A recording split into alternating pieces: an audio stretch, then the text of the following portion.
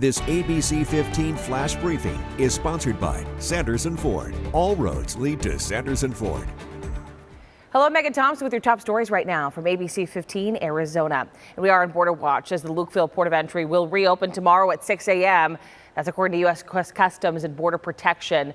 The Morley Gate crossing in Nogales will open hours later. The Port of Entry was initially closed due to the overwhelming number of migrants at the Tucson sector. Arizona saw a record nearly 75,000 migrant encounters in November. Governor Katie Hobbs releasing a statement saying in part the closure shouldn't have happened in the first place.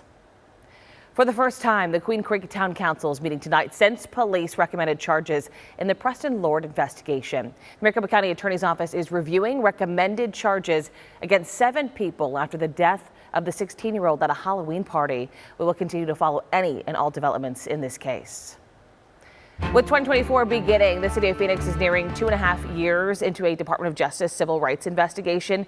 That investigation looking into whether the city has a pattern of constitutional violations in use of force, treatment of protesters, and other practices. ABC15 senior investigator Melissa Blasius tells us what we can learn from DOJ intervention in other cities. Concerned that the Department of Justice may try to implement a consent decree mandating certain civil rights reforms in the city of Phoenix, city leaders told us see how it's played out in other cities, which is why we've come here to Albuquerque. A little more than a decade ago, Albuquerque had the worst record in the nation for police shootings. Today, the chief of police says there are more arrests with less violence. I don't think we'd have changed without this process. This process is a DOJ consent decree. Approved in 2014, it outlined widespread reforms in policing in Albuquerque.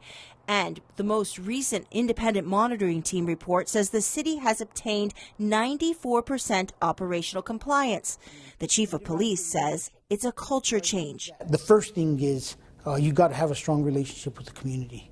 I think the second thing is you have to stick up for your officers when they deserve it. You have to point out things that are wrong. The Police Officers Union has pushed back for years, saying new policies created too much administrative work and left officers unable to concentrate on crime fighting. I think the taxpayers have been scammed. I don't think Albuquerque's better today than it was prior to the DOJ. And I think that the competency level and the morale of our police officers is less than it once was. Simply because of their culture change. Police reforms in this city have been far from perfect, and coming up tonight on ABC 15, we'll be talking about unintended consequences. I'm investigator Melissa Blasius, ABC 15 Arizona. Melissa, thank you. In today's Operation Safe Roads report now, there's good news and bad news for Valley Highway construction in the new year. The first improvement project is along the Loop 101 Pima northbound. ADOT is widening the road by 1 lane in each direction. So starting Friday night, crews will set the work zone between Shea Boulevard and Princess Drive, Pima Road in Scottsdale. It's a $108 million project along a 4.5-mile stretch approved by voters back in 2004. ADOT says they will be pausing work with big events like the Phoenix Open and Barrett-Jackson. And once a project is finished, drivers really do love the improvements. We do have to go through the headaches of construction, but my recommendation is if you stay up to date on where the freeways are going to be closed, you can plan out alternate routes.